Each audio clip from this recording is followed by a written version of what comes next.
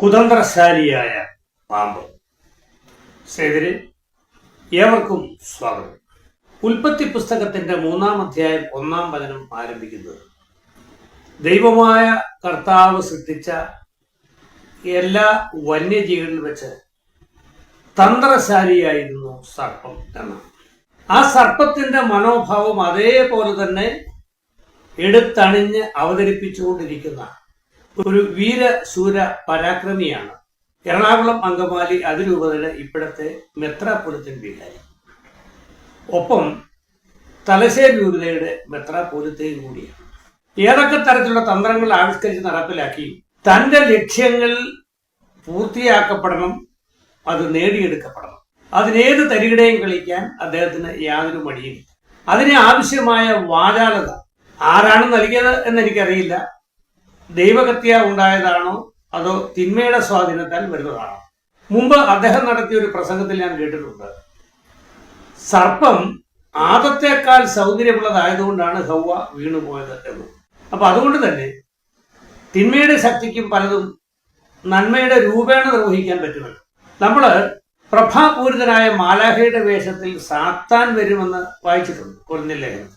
അപ്പോൾ അത്തരത്തിലൊരു വേഷം കെട്ടിക്കൊണ്ട് കടന്നു വരുന്ന ഈ പാമ്പ് തന്റെ ലക്ഷ്യത്തിലേക്ക് അടുക്കാൻ വേണ്ടിയുള്ള കുതന്ത്രങ്ങൾ ആവിഷ്കരിച്ചുകൊണ്ടിരിക്കുന്നു.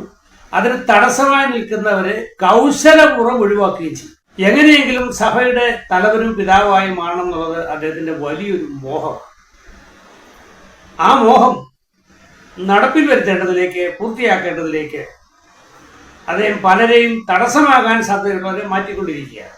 ഒരുപക്ഷെ ഇപ്പോഴത്തെ തട്ടിൽ മെത്രാൻ ഒഴിവായി പോകേണ്ട സാഹചര്യത്തിലാണ്. കാരണം ഒന്നിനും കൊള്ളുകയല്ലാത്ത ഒരു പാവപ്പെട്ട മനുഷ്യൻ വെറുതെ ഇങ്ങനെ നാട് ചുറ്റി നടക്കാം, ആരെ കണ്ട് ചിരിച്ചുകൊണ്ട് നടക്കാം. അതിനപ്പുറത്ത് സഭയിൽ ഒരു പ്രത്യേകമായ കാര്യം അദ്ദേഹത്തിന് ചെയ്യാനാകില്ല. എങ്ങനെങ്കിലും ഒന്ന് ഒഴിഞ്ഞു പോയിരുന്നെങ്കിൽ, പണ്ട് ഇന്ത്യയും ഓസ്ട്രേലിയയുമായിട്ടാണെന്ന് തോന്നുന്നു ഒരു ക്രിക്കറ്റ് മത്സരം നടക്കുന്നതാണ്, ഫൈനൽ മത്സരമാണ്. ഇന്ത്യയുടെ ബാറ്റ്സ്മാൻമാർ ഒന്നിന് പുറകെ ഒന്നായി ഔട്ടായി കഴിഞ്ഞു. അന്ന് നമ്മുടെ ശ്രീനാഥ് ഫാസ്റ്റ് ബൗളറാണ്. അദ്ദേഹത്തിന് കാലിന് എന്തോ ഒരു അഘാതമേറ്റു. പക്ഷെ അദ്ദേഹത്തിന് കളിക്കാതിരിക്കാൻ നിർവാഹമില്ല. അവസാനം ബാറ്റ് ചെയ്യാൻ അദ്ദേഹം നിൽക്കുകയാണ്. ഓടാൻ വേണ്ടി ഒരു പകരക്കാരനെ നിയോഗിച്ചിട്ടുണ്ട്. പക്ഷെ അദ്ദേഹത്തിന് മനസ്സിൽ എന്നെ ആരെങ്കിലും ഒന്ന് പുറത്താക്കിയിരുന്നെങ്കിൽ എന്നുള്ള മനോഭാവത്തോടെയാണ് അദ്ദേഹം കളിച്ചത്. എന്ന് പറഞ്ഞ പോലെ തട്ടിലാനിപ്പോ ആരെങ്കിലും എന്നെ ഒന്ന് പുറത്താക്കിയിരുന്നെങ്കിൽ എന്ന മനോഭാവത്തോടെ കഴിയുകയാണ്. അങ്ങനെ പുറത്തായി കഴിഞ്ഞാൽ എന്താണ് അവസ്ഥ? അടുത്ത ആ സീറ്റിലേക്ക് ചാടിക്കടന്നിരിക്കാൻ എന്താണ് വഴി എന്നതിനെ കുറിച്ച് ആലോചിച്ചുകൊണ്ടാണ് നമ്മുടെ പാമ്പ് ഇങ്ങനെ വരകി നടന്നത്. എന്നാൽ അടുത്ത യോഗ്യതയുടെ കാര്യത്തിലും സീനിയോറിറ്റിയുടെ കാര്യത്തിലും മുൻപന്തിയിൽ നിൽക്കുന്നത് മൂലക്കാട്ട് മെത്രാനാണ്, കോട്ടയം രൂപതയുടെ മെത്രാപ്പൊലീത്ത. അദ്ദേഹം വളരെ സൗമ്യനാണ്, ശാന്തശീലനാണ്. മാത്രവുമല്ല ഒരു സന്യാസ വര്യനുമാണ്. OSP, അതായത് ഓർഡർ ഓഫ് സെന്റ് ബെനഡിക്റ്റൈൻ സഭാംഗമാണ്. പൈശാചിക ശക്തികൾക്കെതിരെ യുദ്ധം ചെയ്യാൻ ഏറ്റവും കൂടുതൽ വരങ്ങൾ നേടിയെടുത്തുള്ള വിശുദ്ധൻ.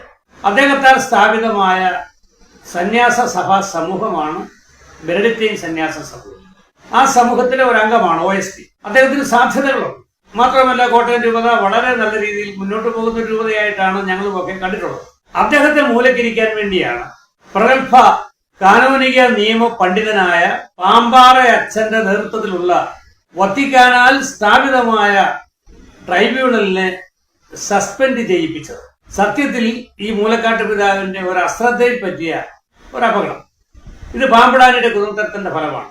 പാമ്പ്ളാനിക്കെതിരെ വിധി പ്രസ്താവിച്ച ഈ ഒരു പ്രസ്ഥാനത്തെ സസ്പെൻഡ് ചെയ്യിക്കാം. ഈ പാവം മോഡറേറ്റർ കയറി സസ്പെൻഡ് ചെയ്യും. പിന്നീടാണ് അതിന്റെ ഗൗരവം മനസ്സിലാക്കിയത്. സസ്പെൻഷൻ പിൻവലിച്ചു, പ്രസ്താവനയും പിൻവലിച്ചു. അങ്ങനെ നിൽക്കുകയാണ്. അതോടുകൂടി അദ്ദേഹത്തിന് സിനഡിലുള്ള മറ്റു മെത്രാന്മാരുടെ ഇടയിലുണ്ടായിരുന്ന സൽപ്പ് എന്നത് കളങ്കമായി മാറി.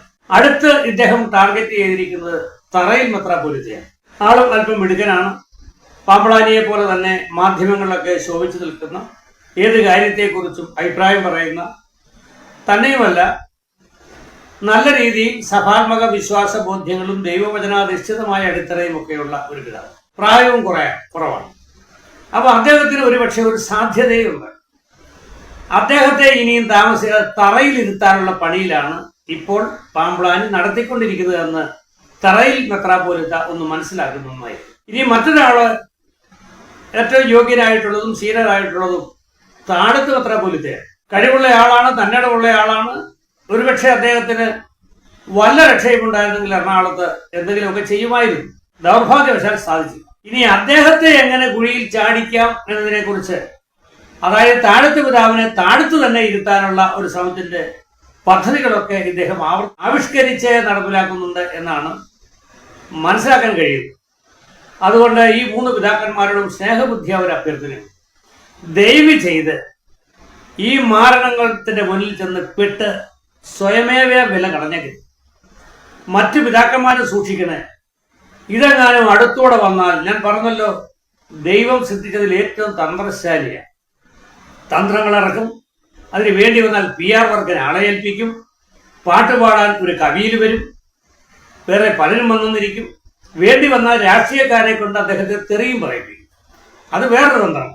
ഏതെങ്കിലും ഒരു രാഷ്ട്രീയ പാർട്ടി ഇദ്ദേഹത്തെ പരസ്യമായി വിമർശിക്കുമ്പോൾ ഇദ്ദേഹത്തിന് മൈലേജ് വർദ്ധിക്കുക.